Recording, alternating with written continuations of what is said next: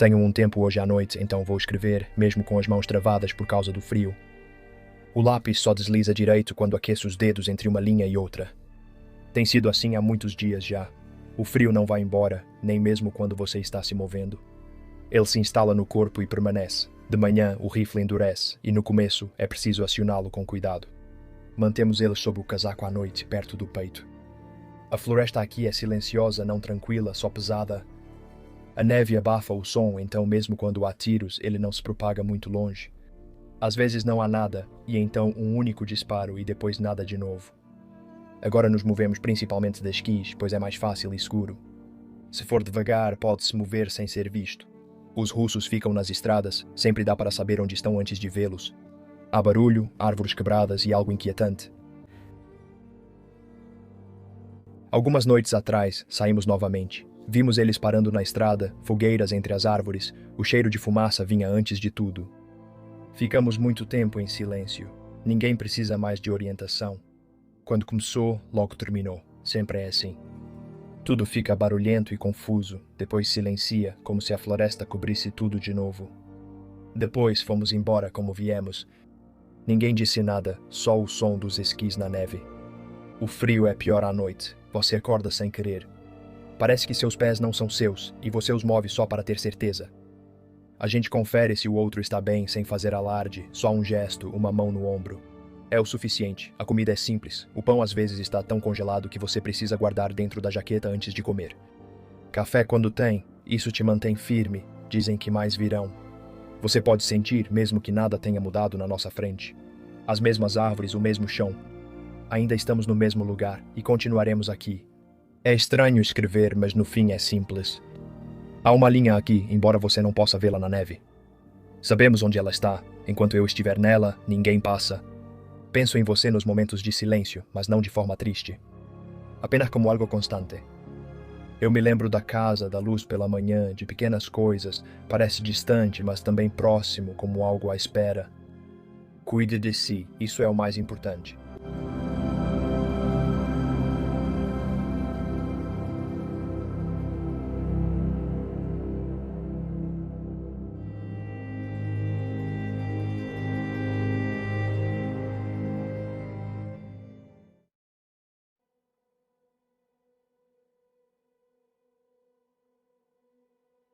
A 44ª Divisão Soviética de Fuzileiros Motorizados deixou de existir. A 9ª Divisão do coronel Hjalmar Silasvuo, com 11.000 reservistas finlandeses, passou 4 dias isolando e eliminando bolsões da coluna inimiga. 7.000 soviéticos mortos estavam pela estrada e pela linha das árvores dos dois lados. 43 tanques capturados intactos. 71 canhões de campanha, 1.170 cavalos, 300 metralhadoras, 6.000 fuzis, munição suficiente para abastecer um regimento finlandês por semanas e uma banda marcial militar completa. Tubas, trompetes, um bumbo, tudo embalado para um desfile da vitória em Ulu, no Golfo de Bótnia. A 44ª levou músicos com os instrumentos ainda nos estojos, pois a operação foi planejada como celebração. O 9º Exército Soviético pretendia dividir a Finlândia, marchar até a costa da Bótnia e aguardar enquanto diplomatas concluíam as negociações. A banda marcial tocaria. Esse era o plano em novembro. Em 8 de janeiro, soldados finlandeses, que perderam 400 homens em 4 dias, catalogavam os instrumentos da banda junto aos destroços da divisão.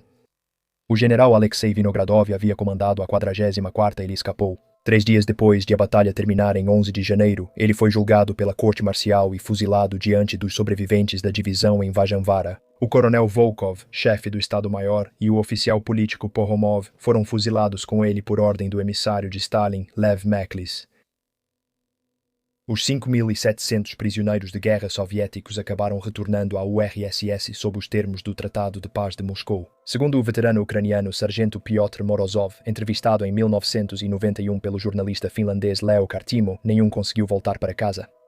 O NKVD executou todos eles no verão de 1940 por serem suspeitos de traição. Esta é uma batalha, uma semana, em uma guerra de 105 dias.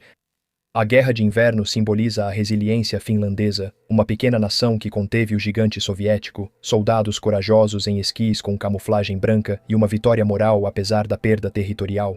Essa versão existe, não é falsa, mas é só parte da verdade. A Guerra de Inverno foi devastadora para ambos os lados. O conflito foi tão brutal que o governo finlandês manteve suas fotos em sigilo até 1981 e só as divulgou em 2006 não por mostrarem o sofrimento finlandês, mas pelo que os soldados fizeram.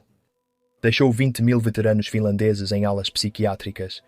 Ela arruinou a reputação do Exército Vermelho diante de todos os estados-maiores da Europa, fez Adolf Hitler acreditar que a União Soviética poderia ser destruída em uma campanha de verão e preparou o cenário para uma guerra que matou 27 milhões de soviéticos. A Guerra de Inverno foi ainda pior, catastrófica para os soviéticos e permanente para os finlandeses. Para os 40 milhões de pessoas que morreram na Frente Oriental após 22 de junho de 1941 foi o ato de abertura. O ódio entre a Finlândia e a Rússia vem de muitas décadas antes de 1939, a ponto de ser estrutural. A Finlândia fazia parte do Império Russo como um grão-ducado autônomo desde 1809. O relacionamento piorou no fim do século XIX, quando São Petersburgo iniciou a russificação, impondo o russo na administração, recrutando finlandeses para o exército imperial nos termos russos e reduzindo gradualmente a autonomia política finlandesa. A política fracassou, gerou um movimento nacionalista finlandês de grande intensidade e foi suspensa após a Revolução de 1905. O prejuízo às relações entre Finlândia e Rússia não foi revertido. Ao declarar independência em dezembro de 1917, a Finlândia foi reconhecida pelo governo bolchevique, que via nisso um gesto de boa vontade para com as pequenas nações que traria ganhos no cenário internacional. O que ocorreu depois na Finlândia eliminou qualquer boa vontade que esse gesto pudesse gerar. A Guerra Civil Finlandesa de 1918 foi de janeiro a maio. De um lado, os guardas vermelhos, aliados da Rússia soviética e do movimento operário finlandês. Já os guardas brancos, com apoio da Alemanha Imperial e da burguesia e oficiais finlandeses, saíram vitoriosos. Após a vitória, entre 5.000 e 8.000 prisioneiros vermelhos foram sumariamente executados.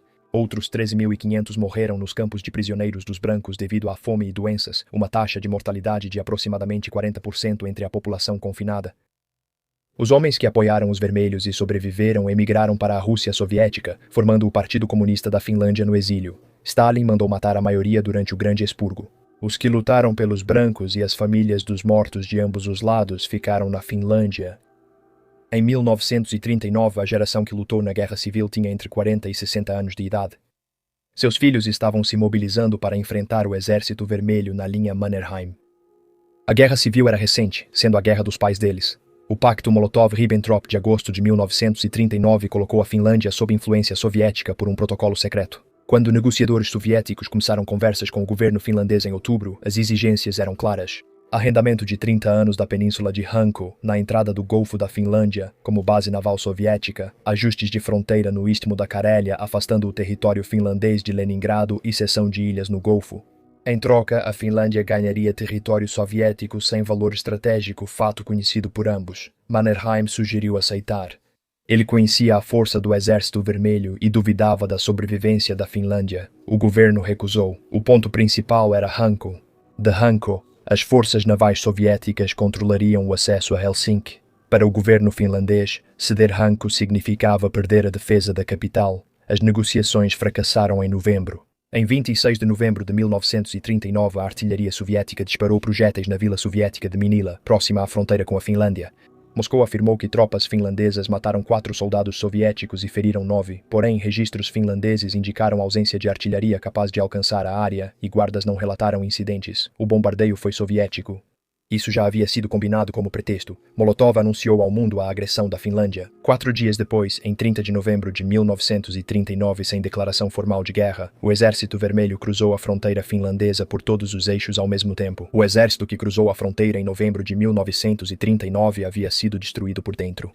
A purga de Stalin no corpo de oficiais do Exército Vermelho entre 1936 e 1938 eliminou 3 dos 5 marechais, 13 dos 15 comandantes de exército, 50 dos 57 comandantes de corpo, 154 dos 186 comandantes de divisão e 401 dos 456 comandantes com patente de coronel. Os substitutos foram promovidos 5 ou 6 patentes acima rapidamente, afetando de forma precisa e devastadora a capacidade operacional. Comandantes perceberam que informar más notícias aos superiores era a forma mais rápida de virar estatística. Relatórios de inteligência soviéticos sobre as forças, o terreno e o clima finlandeses eram manipulados em todos os níveis para agradar seus destinatários. O resultado foi um plano fictício. Planejadores soviéticos previam que a Finlândia colapsaria em 2 a 3 semanas e que os finlandeses veriam os soldados soviéticos como libertadores do governo capitalista branco. Consideraram o clima administrável. O Exército Vermelho não treinava suas tropas em temperaturas inferiores a menos 15 graus Celsius. O inverno de 1939-1940 foi o segundo mais frio que a Finlândia havia experimentado desde 1828. Em 16 de janeiro de 1940, o Istmo da Carélia registrou menos 43 graus Celsius nas zonas florestais do centro e norte da Finlândia, onde o 9º Exército estava operando. As temperaturas permaneceram entre menos 25 graus Celsius e menos 30 graus Celsius por semanas sem interrupção. Os tanques soviéticos não foram pintados de branco. A infantaria soviética marchava com casacos cinza escuros visíveis desde a linha das árvores. As unidades soviéticas não tinham tropas de esqui nem equipamento para se deslocar no inverno fora das estradas. Tudo o que possuíam dependia das estradas. O Exército Vermelho iniciou com cerca de 450 mil soldados em 4 exércitos, o 7º no Istmo da Carélia, o 8º na Carélia de Ladoga, o 9º nas florestas do centro da Finlândia e o 14º em Petsamo, no Ártico. Contra isso, a Finlândia mobilizou cerca de 300 mil soldados, a maioria reservistas, com 130 aeronaves, contra as 3.830 peças de artilharia da União Soviética. A União Soviética tinha 6.541 e um punhado de tanques contra 2.500. Superioridade aérea era quase 20 para 1. Os finlandeses tinham 3 coisas que faltavam aos soviéticos: conhecimento do terreno, a capacidade de se deslocar pelo campo com esquis a menos 30 graus Celsius sem parar de funcionar, e a certeza, derivada de 1918 e de tudo o que veio depois, de que perder essa guerra significava algo pior do que morrer nela. O capitão da GRU, Ismael Akhmedov, oficial político da 44ª Divisão, percorreu a coluna antes de ela entrar na Finlândia e conversou com os homens. Um soldado ucraniano da região de Poltava o deteve. "Camarada comandante", disse o soldado, "diga-me, por que lutamos nesta guerra?" O camarada Voroshilov não afirmou no congresso do partido que não queremos 1 centímetro da terra dos outros e não cederemos 1 centímetro da nossa. "Agora vamos lutar. Por quê? Eu não entendo." Um comissário político interrompeu e alertou o soldado sobre o perigo finlandês para Leningrado. O soldado aceitou essa explicação e continuou caminhando em direção à Finlândia. Ele não voltaria mais.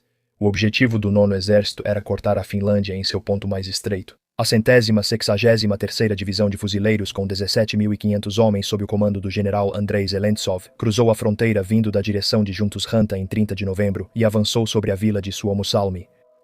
Em 7 de dezembro eles a tomaram e depois ficaram isolados. As forças finlandesas cortaram as 2 rotas de suprimento para Suomussalmi, a estrada do norte por Juntus-Ranta e a estrada Hati a leste, antes que a 163ª entendesse a situação. A comida restante da divisão era o que eles haviam trazido do outro lado da fronteira. As temperaturas estavam em menos 25 graus Celsius. A própria aldeia havia sido queimada pelos finlandeses antes de se retirarem. Não havia abrigo além do que os homens podiam cavar ou construir. Zelentsov passou a enviar relatórios alarmantes aos superiores. Enfrentando a 163ª estava inicialmente um único batalhão finlandês, o 15º Batalhão separado sob uma pequena força de cobertura. O coronel Hjalmar Silasvuo, veterano da Primeira Guerra Mundial e comandante da recém-formada 9ª Divisão, chegou ao setor em 9 de dezembro com o 27º Regimento de Infantaria e imediatamente começou a conter o avanço soviético. Em 11 de dezembro, suas forças cortaram a ligação da estrada Riat a leste de Suomussalmi. Em 13 de dezembro, a rota de abastecimento ao norte por Juntus-Ranta também foi cortada. A 163ª Divisão foi cercada por uma força adversária que estava na região há menos de 2 semanas. Em 25 de dezembro, o comando de Silasvuo foi reorganizado como a 9ª Divisão completa, com cerca de 11.000 homens com a adição de vários regimentos e unidades de apoio. O problema dele eram 2 formações soviéticas, não uma só.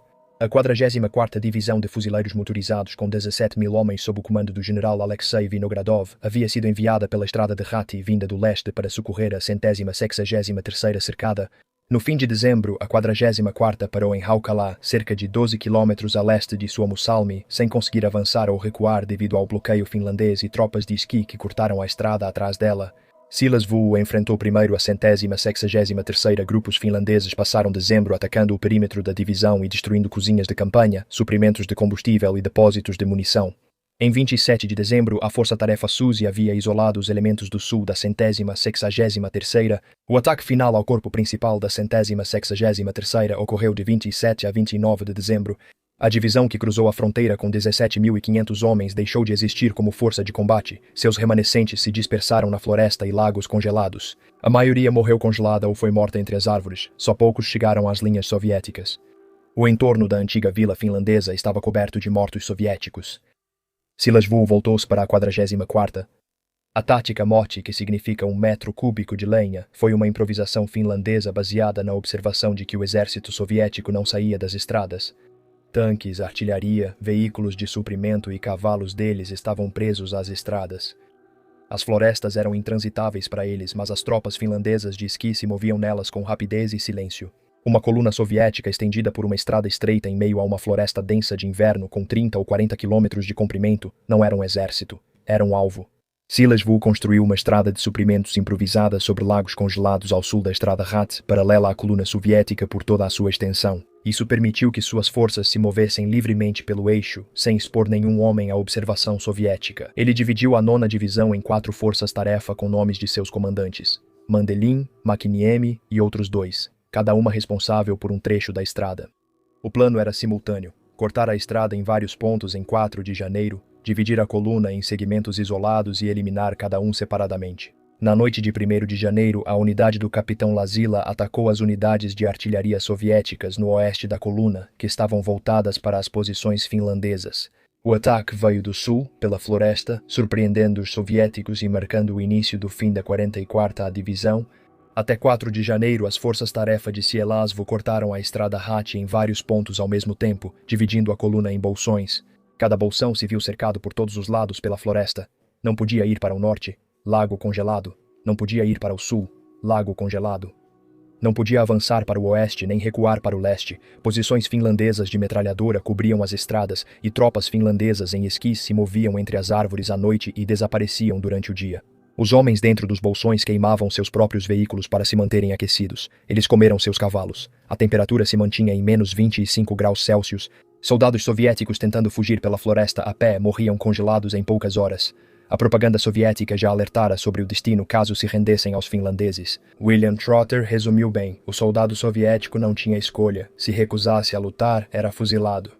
Se tentasse fugir pela floresta, morreria congelado. Render-se não era opção para ele, pois a propaganda soviética dizia que os finlandeses torturavam prisioneiros até a morte. A maioria dos homens nos bolsões morreu ali mesmo. Os combates foram de 4 a 8 de janeiro.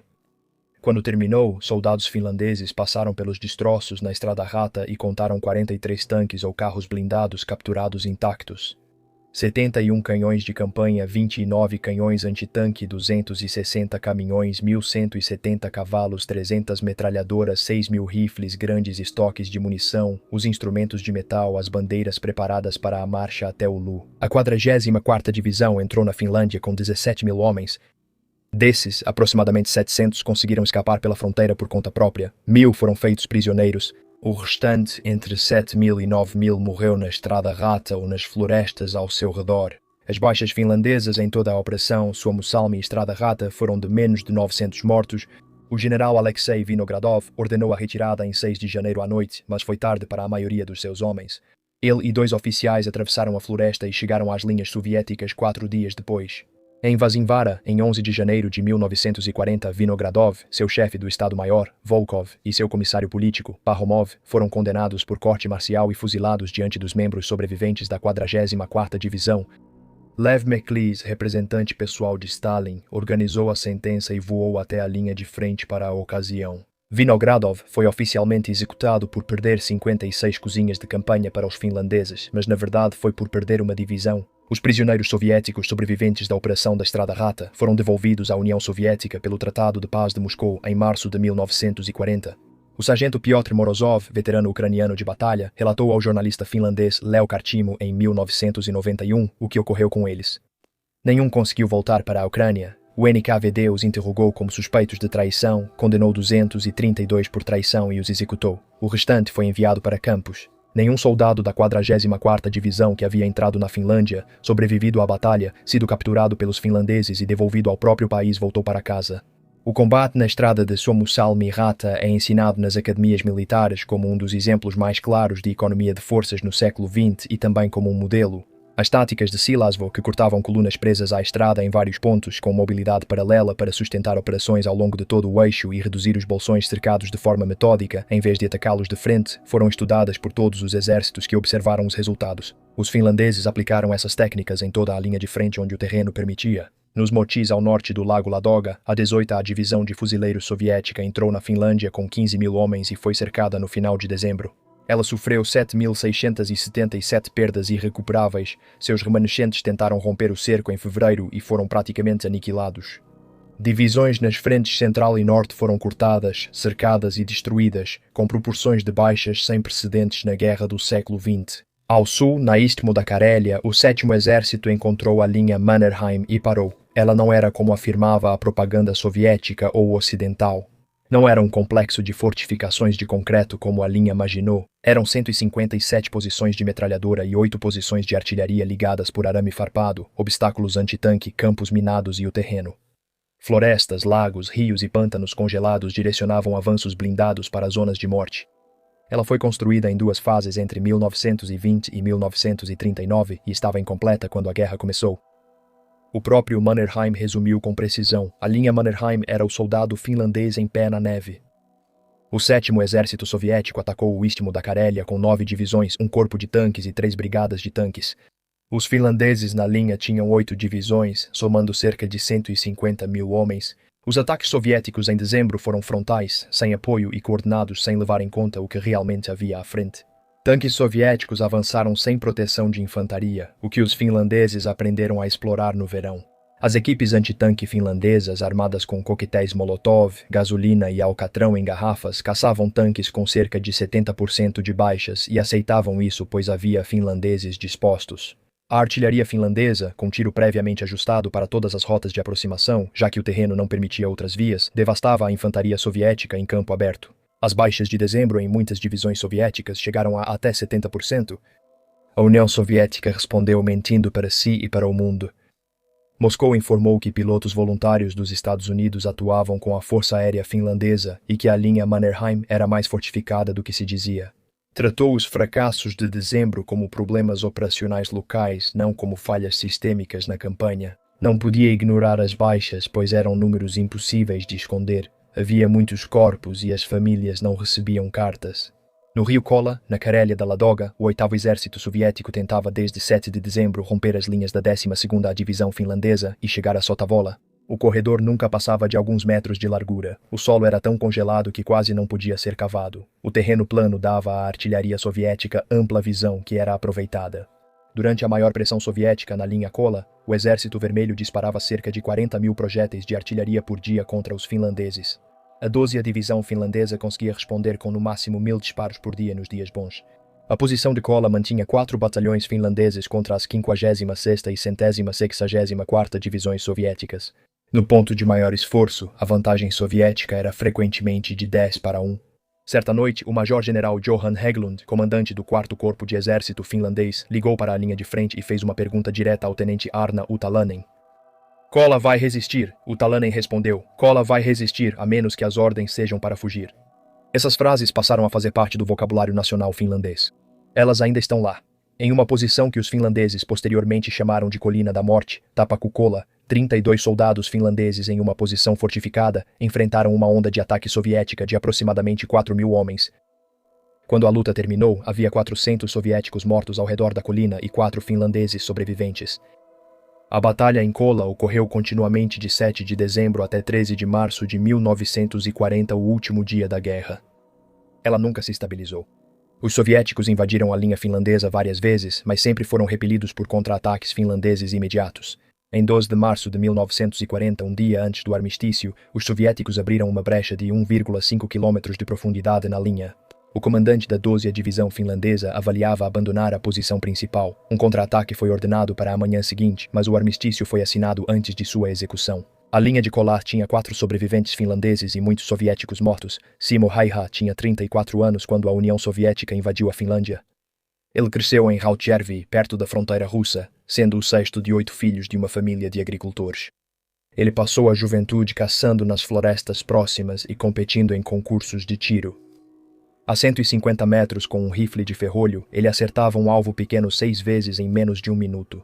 Ele não impressionava fisicamente, tinha 1,5 metros de altura, temperamento calmo e aparência comum. Ele se apresentou para o serviço quando recebeu sua convocação, trouxe seu próprio rifle de casa, um velho saco M2 1830 à modificação finlandesa do Mosin Nagant russo, e foi para a frente de colar. Ele não usava mira telescópica. Seus motivos eram precisos. Uma mira obriga o atirador a levantar a cabeça um pouco mais acima do solo, aumentando a silhueta exposta. As miras ficam embaçadas com a geada a menos 40 graus Celsius. Miras refletem luz solar e revelam a posição. Já miras de ferro não exigem ajuste no frio, não expõem o atirador e permitem que o atirador mantenha um perfil mais baixo e mais rente à neve. Ele preparava posições de tiro no escuro antes do amanhecer, construía montes de neve para ocultar a silhueta e abafar o disparo, e mantinha neve na boca para evitar vapor visível. Movia-se entre as posições e nunca repetia a mesma consecutivamente. Em 22 de dezembro, 22 dias após a invasão, companheiros de combate já haviam confirmado 138 mortes verificadas individualmente. Somente no dia 21 de dezembro ele matou 25 soldados soviéticos. Em 26 de janeiro, sua contagem confirmada era de 199. Em 17 de fevereiro já eram 219 abates confirmados como atirador de elite. Ele ganhou um rifle honorário do quartel-general finlandês, foi proclamado herói nacional e promovido. Ele carregava uma submetralhadora Suomi KP-31 para combates próximos e teve mais 250 mortes atribuídas a essa arma em seu papel de líder de esquadrão. Seu próprio diário de guerra particular, descoberto em 2017 e não publicado durante sua vida, estimava seu total em aproximadamente 500. Ele se referia à lista como seus pecados. As forças soviéticas o chamavam de Morte Branca e alertavam seus soldados sobre ele em transmissões de propaganda. O Exército Vermelho enviou contra-atiradores para localizá-lo e matá-lo, mas não tiveram sucesso. Unidades inteiras soviéticas no setor de Kolar desenvolveram o que equivalia a uma paralisia operacional. Os comandantes hesitavam em dar ordens de movimentação diurna, pois qualquer deslocamento atraía fogo de origem desconhecida e impossível de suprimir. O impacto psicológico no moral soviético foi registrado em cartas capturadas e interrogatórios de prisioneiros. Em 6 de março de 1940, uma semana antes do armistício, Heydrich enfrentava nova ofensiva soviética em Kolar e já havia matado ao menos uma dúzia de homens naquele dia. Um soldado soviético atirou um projétil explosivo proibido por convenção, que entrou acima do lábio superior e saiu pela bochecha esquerda. Seus companheiros acharam que ele morreu. Ele foi colocado sobre uma pilha de cadáveres para transporte à retaguarda. Um soldado notou o pé se movendo, foi retirado da pilha e levado ao hospital de campanha. A bala destruiu suas mandíbulas e a bochecha esquerda. Ele ficou em coma por 7 dias e acordou em 13 de março de 1940. A guerra acabou. As terras da família em Hautervi foram cedidas à União Soviética pelos termos de paz. Ele não lutaria mais. Recebeu uma pequena fazenda da Finlândia e voltou à caça. Quando perguntado em 1998 como se tornou um atirador de elite tão eficaz, ele respondeu: prática. Em outra ocasião, ao ser perguntado se arrependia de matar tantos homens, respondeu: fiz o que me mandaram da melhor forma possível. Não existiria Finlândia se todos não tivessem feito o mesmo. Ele morreu em 2002 aos 96 anos. Seu rosto manteve as cicatrizes do ferimento por 62 anos. O governo finlandês classificou 300 fotos tiradas na Guerra de Inverno e na Guerra de Continuação em 1940. A ordem de classificação foi renovada em 1981. Em 2006, jornalistas e pesquisadores finlandeses pressionaram pela liberação das fotografias e o governo atendeu. As fotografias foram liberadas porque a ordem original de classificação simplesmente não havia sido renovada após 1981 e ninguém a havia reemitido formalmente, mas seu conteúdo foi suprimido por inércia institucional e cautela política durante 60 anos. Algumas fotos mostravam o que ocorreu com civis finlandeses. Partisãs soviéticos atuando na Finlândia durante a Guerra de Continuação atacavam vilarejos e alvos civis como prática comum. Partisãs geralmente executavam prisioneiros, militares ou civis após breve interrogatório. O lançamento de 2006 incluiu fotografias do ataque a Setayev em 7 de julho de 1944. Mulheres e crianças finlandesas mortas por partisãs soviéticos foram encontradas por soldados finlandeses. Fotos de Savukovsky mostraram civis finlandeses executados em outro ataque dos partisãs. Caças e bombardeiros soviéticos usaram munição incendiária de fragmentação contra cidades finlandesas construídas de madeira. 14 mortos e 179 feridos em um único dia de ataques aéreos em Helsinki, só em fevereiro de 1940. Algumas das fotografias mostravam o que a guerra havia feito com os homens que lutavam nela, o que o estresse extremo prolongado, o frio extremo, a violência extrema e o ódio extremo fazem com a estrutura moral dos soldados após meses de combate. Soldados finlandeses colocaram cadáveres soviéticos congelados de pé na neve perto das rotas de acesso às posições finlandesas. Isso está documentado em várias fontes e é descrito por historiadores militares finlandeses como uma forma rara mas registrada de guerra psicológica. Em pelo menos uma companhia, um cadáver soviético na terra de ninguém foi usado como alvo de tiro durante uma calmaria. Em outro setor, um cadáver com o braço congelado em um gesto de apontar havia sido deixado no local e estava sendo usado como marcador de direção. Uma fotografia de 15 de dezembro de 1942, da Guerra de Continuação, não da Guerra de Inverno, mas do mesmo conflito entre os mesmos povos, enraizado nos mesmos ódios acumulados, mostrava soldados finlandeses perto de Mazelka, no lago Sechervi, exibindo o que a legenda original do exército finlandês dizia ser a pele de um soldado inimigo de reconhecimento. Uma foto de 1942 do Istmo da Carélia mostrava a tampa de uma marmita entre as costelas de um soldado russo. Há registros de canibalismo entre infiltrados soviéticos isolados por longos períodos sem comida atrás das linhas finlandesas. Manter essas imagens em sigilo por 60 anos não foi por acaso. Elas exibiam aspectos que nenhum governo queria ligar à mitologia nacional de resistência heróica. Elas também mostravam a verdade sobre o que aquela guerra realmente foi. Quando soldados estão lutando contra pessoas que odiaram por 20 anos em um frio que mata os desavisados em poucas horas, em florestas onde as regras da guerra convencional eram fisicamente impossíveis de aplicar, os resultados se parecem com aquelas fotografias de ambos os lados. O ódio não era unilateral, era estrutural, histórico e mútuo, e a Guerra de Inverno expressou isso com total honestidade. Os finlandeses capturaram 5.700 prisioneiros soviéticos na Guerra de Inverno. Desses, 135 morreram em cativeiro, a maioria já gravemente ferida ou doente ao serem capturados. A União Soviética capturou cerca de 850 prisioneiros finlandeses com taxa de mortalidade em cativeiro de cerca de 40%. Na Guerra de Continuação, que ocorreu de 1941 a 1944, a Finlândia manteve aproximadamente 64 mil prisioneiros de guerra soviéticos. 30% deles morreram nos campos finlandeses por fome, frio e doenças. A Finlândia foi condenada por crimes de guerra em tribunais do pós-guerra pelo tratamento desses prisioneiros. A União Soviética não foi julgada. No fim de dezembro de 1939, o Exército Vermelho já sofrera o bastante para exigir um acerto de contas. O chefe do Estado-Maior, Boris Shaposhnikov, suspendeu os ataques frontais e solicitou tempo para reorganizar as tropas. Stalin substituiu o comissário de defesa, Clement Voroshilov, por Semyon Timoshenko em 7 de janeiro de 1940 e nomeou Georgy Zhukov, o vencedor sobre os japoneses em Khalkhin-Gol, como seu chefe do Estado-Maior. Timoshenko avaliou a situação de forma direta. Ele articulou sua abordagem para a nova ofensiva sem ilusões. Nenhum inimigo ou grupo pode se igualar a nós em ataque frontal. Timoshenko quis dizer uso de massa e poder de fogo concentrados no ponto principal do ataque sem considerar o custo em vidas. O 7º e o 13º Exércitos foram reorganizados. As frentes setoriais das divisões de fuzileiros no Istmo da Carélia foram reduzidas de áreas de vários quilômetros para setores de ataque de 1 a 1,5 km, concentrando forças em pontos específicos em vez de espalhá-las por toda a linha. Atrás da linha soviética, bunkers finlandeses foram reconstruídos em tamanho real com dados capturados. A 123, a divisão de fuzileiros ensaiou repetidamente seu ataque aos bunkers Popius e Milian antes de 11 de fevereiro. A divisão recebeu 108 canhões de artilharia para seu setor de ataque de 1,7 km. A força de artilharia concentrada do 7º Exército totalizava 2.800 canhões variando de 76 mm a 180 mm. As armas mais temidas eram os obuseiros B4 de 203 mm, sendo 18 deles designados apenas para o setor da 123, a divisão. Os finlandeses chamavam o B4 de marreta stalinista. Eles o chamavam de escultor da Carélia. Cada projétil do B4 pesava 100 kg. Obuseiros disparavam em ângulos baixos contra os bunkers finlandeses de concreto. Eram necessários de 8 a 140 projéteis para destruir uma posição. O processo gerava o que as equipes soviéticas descreveram como ruínas estranhas de concreto e aço, formas inéditas criadas por impactos cinéticos repetidos a curta distância e não por qualquer intenção estrutural. Os finlandeses que sobreviveram aos bombardeios e saíram de posições que haviam sido atingidas dezenas de vezes relataram não ouvir nada, não sentir nada e, em alguns casos, não conseguir formar frases coerentes por horas depois.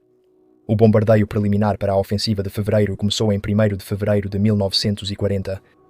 Após 10 dias de fogo de artilharia em toda a linha Mannerheim, especialmente no setor da 123ª Divisão, os defensores finlandeses já tinham 3.000 baixas na fase preliminar, antes de qualquer grupo de assalto avançar.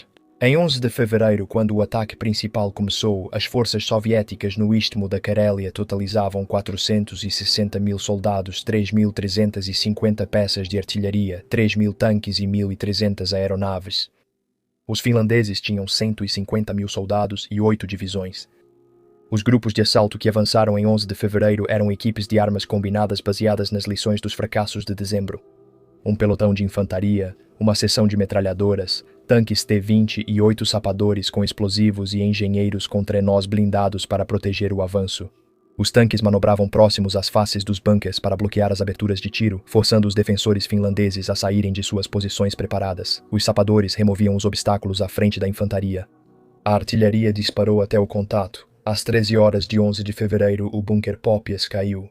Historiadores finlandeses consideraram Popius peça central do setor oeste da linha Mannerheim.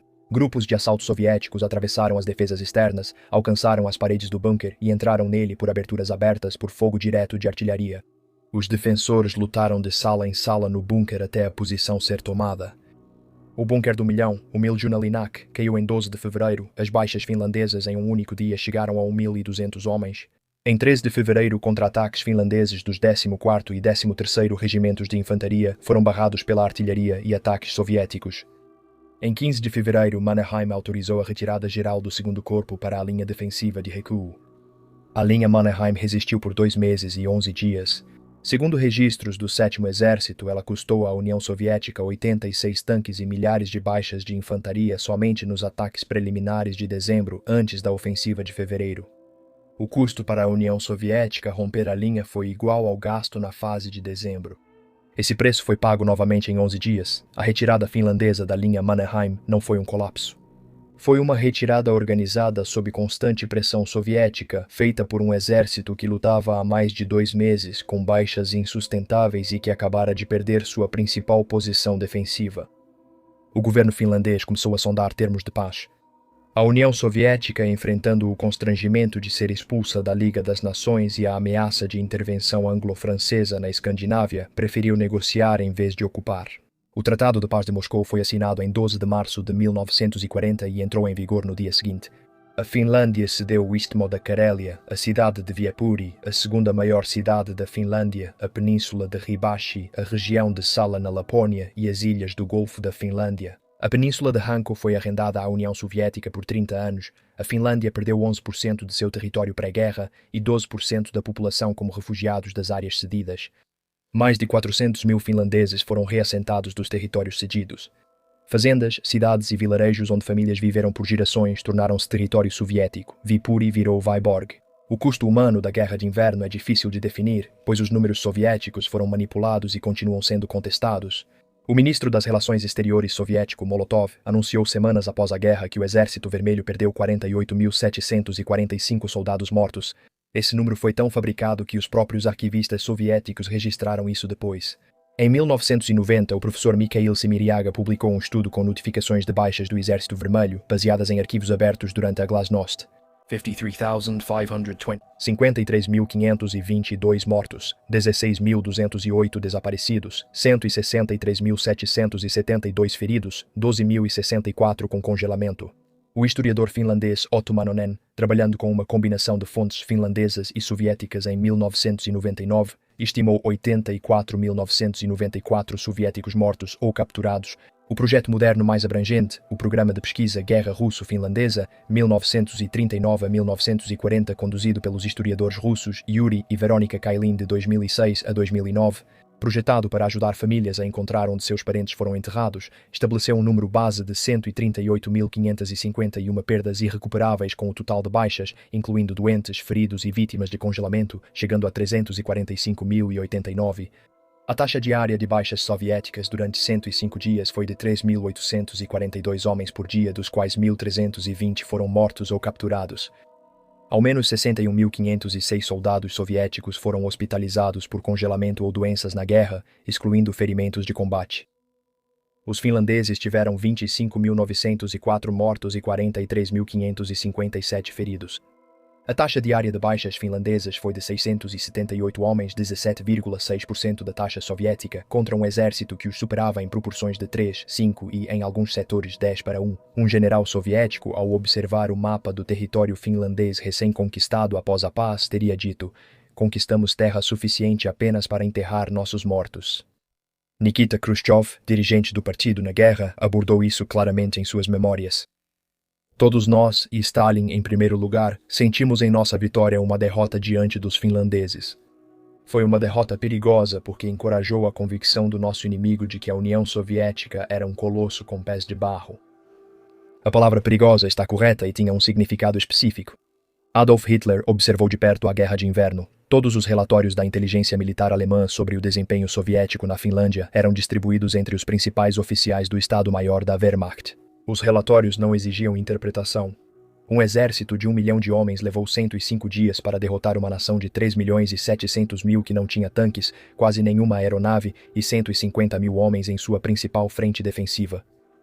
Isso foi feito ao custo de entre 200.000 e 345.000 baixas, dependendo de quão generosamente os números soviéticos fossem interpretados, contra um total finlandês de menos de 70.000 mortos e feridos combinados. O Exército Vermelho não conseguiu coordenar blindados e infantaria, nem abastecer as tropas avançadas, e perdeu generais em ritmo que indicava esvaziamento do corpo de oficiais. O terreno o prendeu a estradas das quais não podia sair e a um cronograma que não conseguia cumprir. O planejamento operacional de Hitler para a União Soviética, cujos primeiros documentos sérios foram criados em julho de 1940, 4 meses após a Guerra de Inverno, baseou-se em uma suposição específica. A Wehrmacht acreditava que destruiria o Exército Vermelho em uma campanha de verão antes do inverno. O gigante russo tinha pés de barro. O artigo da Wikipédia sobre a Operação Barbarossa afirma isso. A ineficácia do Exército Vermelho na Guerra de Inverno contra a Finlândia em 1939 a 1940 também fez Hitler acreditar em uma vitória rápida em poucos meses. Nem Hitler nem o Estado-Maior previram uma campanha longa que se estendesse pelo inverno e, por isso, preparações adequadas como a distribuição de roupas quentes e a adaptação de equipamentos militares importantes como tanques e artilharia para o inverno não foram feitas. Hitler emitiu a diretriz do Führer 21, a ordem para a Operação Barbarossa, em 18 de dezembro de 1940. A invasão começou em 22 de junho de 1941 com 3.800.000 soldados alemães e do eixo ao longo de uma frente de 1.800 milhas. Hitler afirmou aos generais que a estrutura ruiria com um chute, mas isso não ocorreu. A campanha que ele esperava durar de 6 a 8 semanas se estendeu até 8 de maio de 1945. A Frente Oriental matou aproximadamente 27 milhões de cidadãos soviéticos. Ela matou talvez 5 milhões de soldados alemães. Centenas de milhares de soldados alemães morreram congelados no inverno russo sem equipamento adequado, consequência do que Adolf Hitler concluiu ao ver o Exército Vermelho tropeçar na Finlândia. A Guerra de Inverno revelou ao mundo que o exército soviético podia ser derrotado por uma pequena nação. Essa avaliação estava correta para a força militar específica que lutou na Finlândia em 1939 e 1940. Ela não era correta para o exército que existia em 1942 ou 1943, reformado sob Timoshenko e Zhukov e temperado em 3 anos de combates catastróficos. Hitler não podia saber no que o Exército Vermelho se tornaria, ele só sabia o que ele tinha sido na Finlândia. Esse conhecimento, essa interpretação equivocada, é o motivo pelo qual a Alemanha perdeu a guerra. A Guerra de Inverno acabou ao meio-dia de 13 de março de 1940. Simo Häyhä estava inconsciente havia 7 dias quando o armistício começou. Ele acordou em uma Finlândia ainda existente, mas sem as terras de sua família. Ele passou meses em cirurgias e recuperação, fez 10 operações e se recuperou o quanto pôde. Seu rosto ficou permanentemente desfigurado. Ele voltou para Rokolati, não para Rauchevy, porque Rauchevy agora era território soviético. Ele criou cães, caçou e evitou a exposição pública por décadas. Os 20.000 veteranos finlandeses da Guerra de Inverno internados em instituições psiquiátricas após o conflito não são muito homenageados. Eles mesmos raramente comentavam o que presenciaram. A mitologia nacional finlandesa sobre a Guerra de Inverno gira em torno do Sisu, o conceito finlandês intraduzível de coragem, resistência e recusa em ceder sob pressão. E nas colinas mortais, nas estradas geladas, nos trajes de camuflagem brancos e nos esquis. Ela não se concentra no que 3 meses de combate a menos 30 graus Celsius cercado pelos corpos de homens de uma nação que você odiava há 20 anos faz à mente humana. Veteranos soviéticos que sobreviveram, não mortos pelo próprio lado, não executados pelo NKVD, não mortos na guerra de continuação finlandesa nem engolidos pela catástrofe muito maior de Barbarossa, carregaram uma guerra que seu governo mandou esquecer. A historiografia soviética considerou a Guerra de Inverno uma operação preliminar menor, um ajuste de segurança taticamente complexo, mas correto. Os homens que congelaram na Estrada Rat e os que defenderam a linha Koller até o fim são registrados pelos soviéticos apenas como números de baixas. O campo de batalha da Estrada Rat tornou-se um local de memória finlandês com um monumento de Erkki Pulinen no entroncamento da estrada.